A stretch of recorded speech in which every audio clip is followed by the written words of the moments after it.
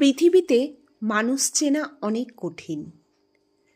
মানুষ শতক্রোশ দূরে থেকেও পাশে থাকে, আবার হাতে হাত রেখেও বিশ্বাস ভাঙে।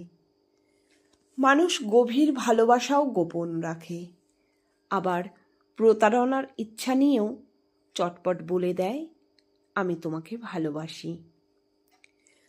মানুষ থাকবো বলেও হারিয়ে যায়, আবার কেউ চলে যাচ্ছি বলেও বারবার পিছু ফিরে তাকায়।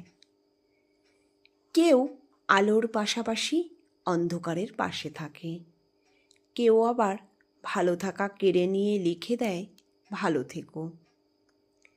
এক চোখে অপেক্ষা, অন্য চোখে শূন্যতা, তবুও বিশ্বাস রাখি। আজ আপনি আপনার প্রিয় মানুষটিকে অবহেলা করে খোঁজ নিলেন না। সে আজ রাতে না ঘুমিয়ে কষ্ট পেয়ে কান্না করল।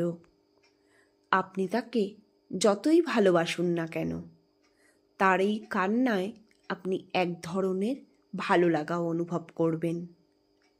পরের দিনও আপনি তাই করলেন, আবার সেই খেয়ালিপনা। এবার তার খোঁজ নিয়ে জানতে পারবেন সে চোখের জল ঝরাতে ব্যস্ত। আপনি ভাববেন, বাহ, সে তো আমাকে খুব ভালোবাসে।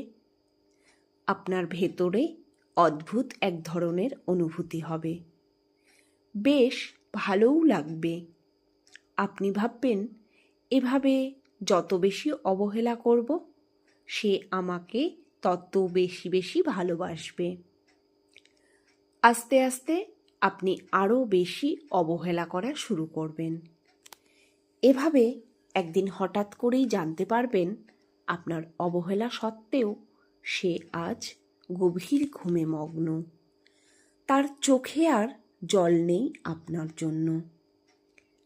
তার মাঝে মাঝে এমন অবস্থা হয় যে তার কিছুই ভালো লাগে না। তার দম আটকে আসে, কারো সাথে কথা বলতে ইচ্ছে করে না, ঘুম আসে না, তার শান্তি লাগে না কোনো কিছুতেই। বুক ভারী হয়ে আসে, কেমন যেন একটা হাঁসফাঁস লাগে মনের মধ্যে। সারাক্ষণ অস্থিরতা কাজ করে, তার মন খুলে হাসতে ইচ্ছে করে না, চোখেও কান্না আসে না। নীরবতা যেন আঁকড়ে ধরে রয়েছে প্রতিটা মুহূর্তে।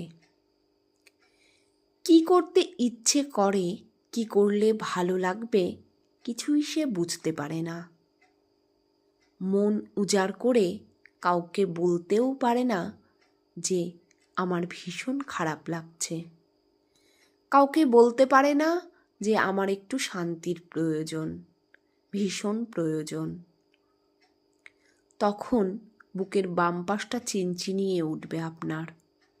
নিজেই নিজেকে প্রশ্ন করবেন, এ কি, আজ সে কাঁদল না কেন?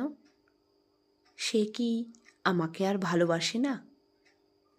আপনি নিজেও জানেন না আপনার সেই অবহেলা আপনাকে তার কাছ থেকে কত দূরে সরিয়ে নিয়ে গেছে। আপনার অবহেলায় সে আর কখনোই কাঁদবে না, বরং সে হাসবে।